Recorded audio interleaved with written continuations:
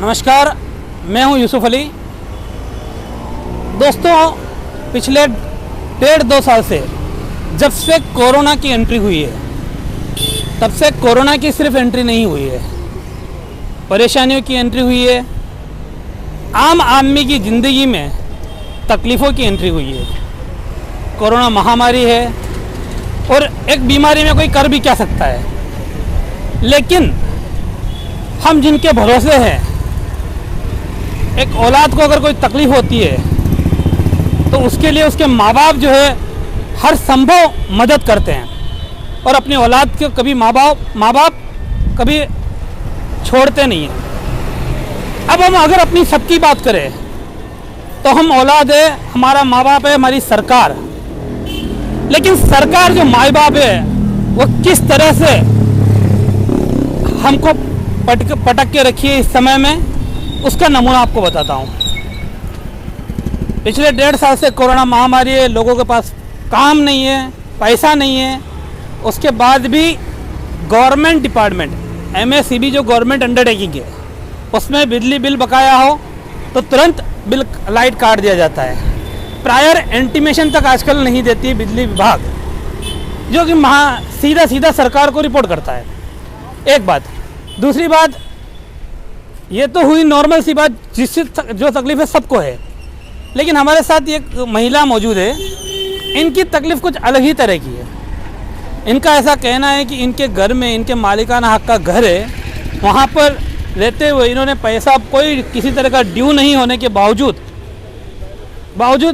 बिजली मीटर काट दिया गया है और 1 महीने से अंधेरे में रह रहे हैं।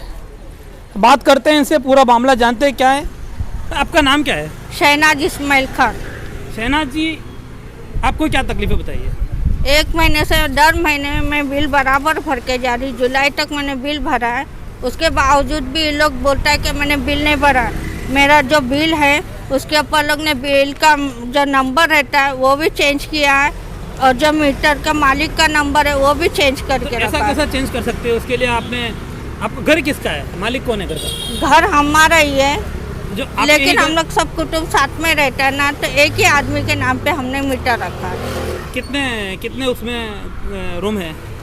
रूम तो हमारा सिंगल रूम है और मैं सिर्फ 2 बल्ब और 1 पंखा वापरती हूँ। उसके बावजूद भी मेरे को 25,000 का बिल बना के दिया। इससे पहले आपको कितना बिल आता था? उससे पहले मेरे को 350 का बिल आता था या 200-250 तक बिल आता था, क्योंकि मेरा उतना वापरने में आखा दिन घर के बाहर काम करता है और रात में 2-3 घंटा बस लाइट लगता है। आपने लास्ट में बिल कभी भरा था? जुलाई महीने में। अभी अगस्त के 10 तारीख को बिल काट के गया है और ये 10 तारीख को अभी 1 महीना हो जाएंगे। उसके बावजूद अभी मैं बोला बिल भरा है, हमारा लाइट का कनेक्शन करके दो, तो बोलते नहीं तुम 25,000 भरेंगे तो कनेक्शन करेंगे, नहीं तो कनेक्शन नहीं करेंगे। आपने नहीं पूछा कि 25,000 किस हिसाब से भरने का बोल रहे? 25,000 क्यों बोला ना? मैं बोले ये देखो मेरा खाली 2 बल्ब है और 1 पंखा है, मैंने अर्जी तक लिख के दिया उनको, तो भी वो मानने के लिए तैयार नहीं है। तो इन्होंने क्या आपके घर पे विजिट किया, वहाँ देखा परेशानी? हाँ देखा, वो सब देखा, तो ही बता तुम बोले दूसरे का बिल उठा के हमको भर रहे इतने दिन से, तुम्हारा बिल तुमने भरा ना, 25,000 का तुम्हारा बिल बनता है। तो ये आपने इनकी कंप्लेन कहीं पे आगे की है क्या? पुलिस चौकी में जाके की है, तो पुलिस वालों ने बोला ये हमारा काम नहीं है। बोले MBC वाले हैं जिन्होंने बोले बिल बनाया है, तो ये वो उनका ही कर्तव्य है कि वो ध्यान देवे और जो मतलब आपके ग्राहक है तो उनको सही तरीके से उनका कर्तव्य निभाए। आपके घर में कमाने वाला कौन है? मेरे कमाने वाले मैं अकेली हूँ। मेरे हस्बैंड ऑफ हो गए, उनको अभी 12 साल हो गए, और मेरा 13 साल का लड़का है, स्कूल पढ़ता है। मतलब आप ही कमाते हो? हाँ, मैं ही कमाती हूँ। आपकी क्या सरकार से मांग है? मैं तो ये चाहती हूँ कि जो मतलब सही है उनके साथ सही इंसाफ हो गए। ये आ जाओ कल आओ 1 महीने से हमको लखड़ा रहे, ये सर को मिलो वो सर के मिलो, किसी के पास जाना है क्या करना, और बिल भी इतना बड़ा के देता है कि कमी करने के लिए तैयार नहीं। जो बिल हमारा उतना बनता नहीं, उसके बावजूद ये लोग बिल उतना बड़ा के दे देता है। सर आपका नाम? मेरा नाम कमलेश है। कमलेश जी, आपको क्या परेशानी हो रही है? एक्चुअली हमारा इलेक्ट्रिसिटी बिल का डिस्कनेक्शन किया है आज। वो 1 महीने का बिल पेमेंट नहीं किया, इसलिए उन्होंने डिस्कनेक्शन किया विदाउट एनी प्रायर नोटिस। हमारे पास प्रायर नोटिस आना चाहिए, MERC के रूल के हिसाब से 15 डेज़ का नोटिस पीरियड देना चाहिए उन लोगों को कि हम 15 दिन में तुम्हारा इलेक्ट्रिसिटी काट रहे। हमारा एक बिज़नेस है, वेजिटेबल सप्लाई है होटल्स के लिए। हमारी वेजिटेबल सप्लाई, हमारी भाजी वहाँ पे ख़राब हो जाएगी क्योंकि हमारा कोल्ड स्टोरेज है। कोल्ड स्टोरेज के हिसाब से अगर वो डिस्कनेक्ट करके जाते हैं बिना बताए तो वो हमारा नुकसान होता है उसमें।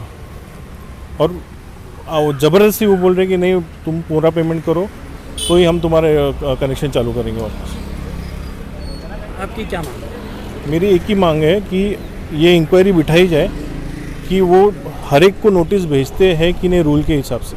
15 दिन का जो नोटिस रहता है हर एक को नोटिस जाता है कि नहीं जाता, और कि ऐसे ये लोग आते और धमकी देके ये करते। कुछ मामलों में ऐसा होता है कि लोगों का पार्ट पेमेंट कर लेके भी उसकी लाइट चालू कर दी जाती है, तो आपको क्यों पार्ट पेमेंट नहीं लेगा, क्या कारण होता है? वो उन्होंने बताया कि एक बार हम लोग ने डिस्कनेक्शन कर दिया तो पार्ट पेमेंट लेते नहीं करें, और डिस्कनेक्शन भी किया वो भी विदाउट इंटीमेशन किया। तो उन्होंने पार्ट पेमेंट तो लेना चाहिए था, या तो इंटीमेशन दो या तो पार्ट पेमेंट करो। तो यहाँ अभी हमने अलग अलग लोगों से बातचीत की, किस तरह से वो लोग अपनी तकलीफ़ें बता रहे हैं, या किस तरह से वो अपनी तकलीफ़ बता रहे हैं कि MSCB जो है, हालांकि यहाँ बैठे अधिकारी है, उनकी क्या परिस्थिति है ये वही जान सकते हैं अधिकारी। लेकिन फिर भी इस समय सरकार को चाहिए कम से कम कि आम जनता को राहत दी जाए। पिछले 1.5 साल से जनता सरकार के इसी एक निर्णय के इंतज़ार में है कि सरकार राहत दे। प्राइवेट अस्पतालों का मुद्दा था, सरकार ने ज़रूर 15% फीस जो है वो कम की। जब प्राइवेट स्कूल की 15% फीस कम हो सकती है तो क्यों नहीं MSCB के बिल जो है उसमें माफ़ी चाहे ना मिले, लेकिन समय नहीं दिया जाए। ये सवाल बड़ा है, ये सरकार को सोचना चाहिए। आज लोगों की हालत क्या है, लॉकडाउन 2 बार 3 महीना 6 महीना लॉकडाउन लगा के घर पे बिठाया है, सरकार ने बिठाया है। बीमारी में मरने देते लोगों को? अगर आप नहीं पाल सकते हो तो मरने देते।